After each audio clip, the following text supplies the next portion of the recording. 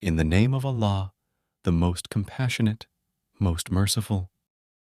All praise is for Allah, who has revealed the book to his servant, allowing no crookedness in it, making it perfectly upright, to warn the disbelievers of a severe torment from him, to give good news to the believers who do good, that they will have a fine reward, in which they will remain forever, and to warn those who claim Allah has offspring.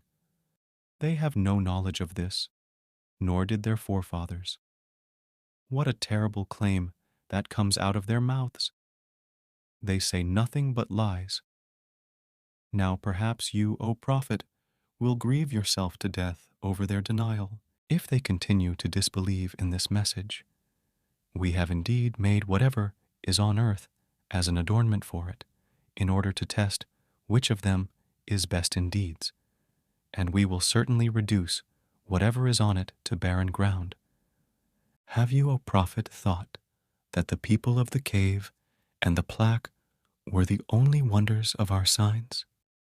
Remember when those youths took refuge in the cave and said, "Our Lord, grant us mercy from yourself and guide us rightly through our ordeal." So we caused them to fall into a dead sleep in the cave for many years. Then we raised them, so we may show which of the two groups would make a better estimation of the length of their stay.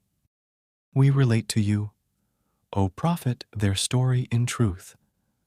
They were youths who truly believed in their Lord, and we increased them in guidance, and we strengthened their hearts when they stood up and declared, "Our Lord is the Lord of the heavens and the earth. We will never call upon any God besides him, or we would truly be uttering an outrageous lie." Then they said to one another, "These people of ours have taken gods besides him. Why do they not produce a clear proof of them? Who then does more wrong than those who fabricate lies against Allah?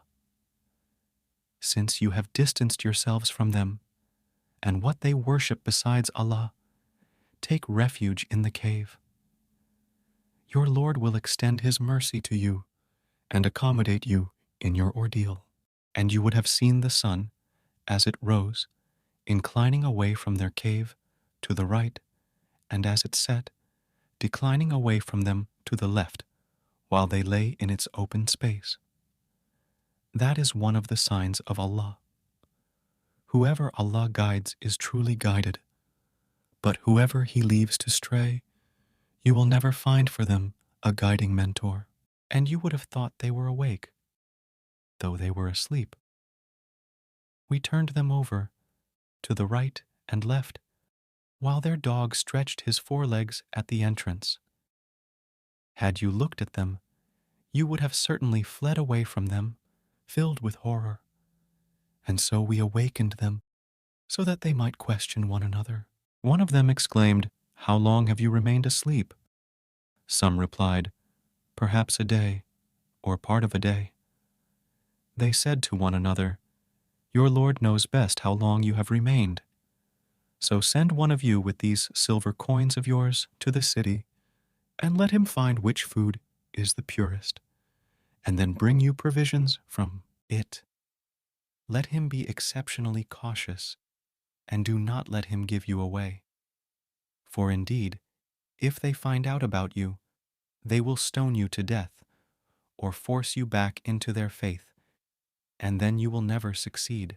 That is how we caused them to be discovered, so that their people might know that Allah's promise of resurrection is true, and that there is no doubt about the hour.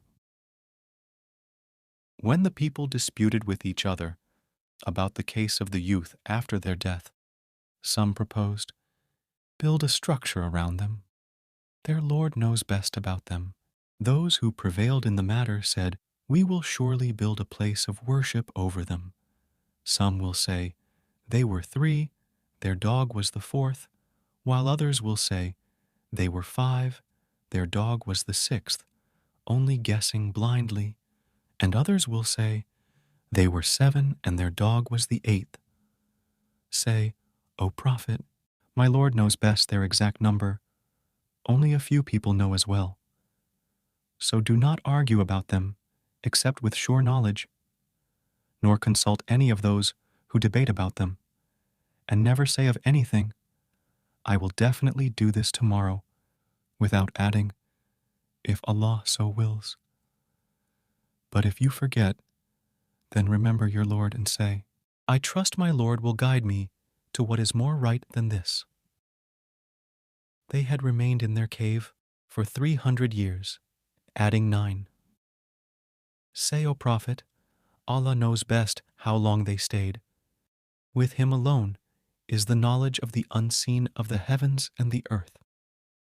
How perfectly He hears and sees. They have no guardian besides Him, and He shares His command with none. Recite what has been revealed to you from the book of your Lord. None can change His words, nor can you find any refuge besides Him, and patiently stick with those who call upon their Lord morning and evening, seeking His pleasure.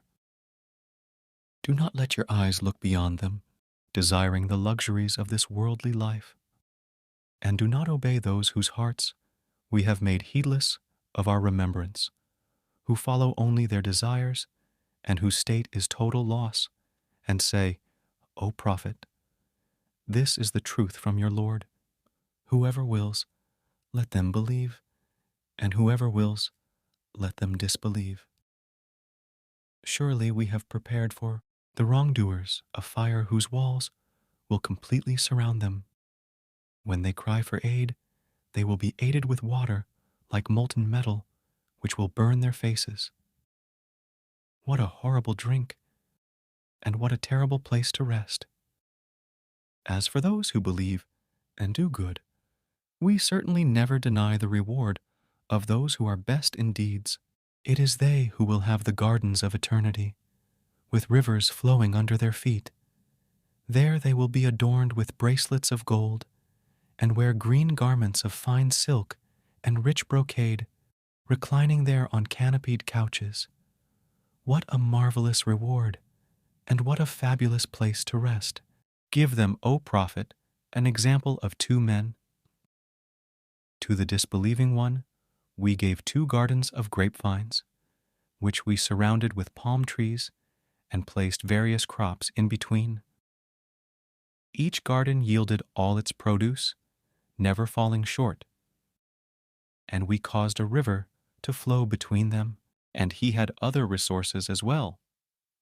So he boasted to a poor companion of his, while conversing with him, I am greater than you in wealth and superior in manpower. And he entered his property while wronging his soul, saying, I do not think this will ever perish, nor do I think the hour will ever come. And if in fact I am returned to my Lord, I will definitely get a far better outcome than all this.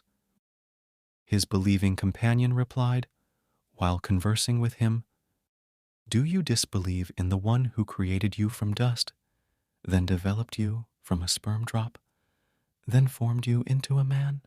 But as for me, He is Allah, my Lord, and I will never associate anyone with my Lord in worship. If only you had said, upon entering your property, this is what Allah has willed. There is no power except with Allah. Even though you see me inferior to you in wealth and offspring, perhaps my Lord will grant me something better than your garden, and send down upon your garden a thunderbolt from the sky, turning it into a barren waste, or its water may sink into the earth, and then you will never be able to seek it out. And so all his produce was totally ruined. So he started to wring his hands for all he had spent on it, while it had collapsed on its trellises. He cried, Alas, I wish I had never associated anyone with my Lord in worship, and he had no manpower to help him against Allah, nor could he even help himself.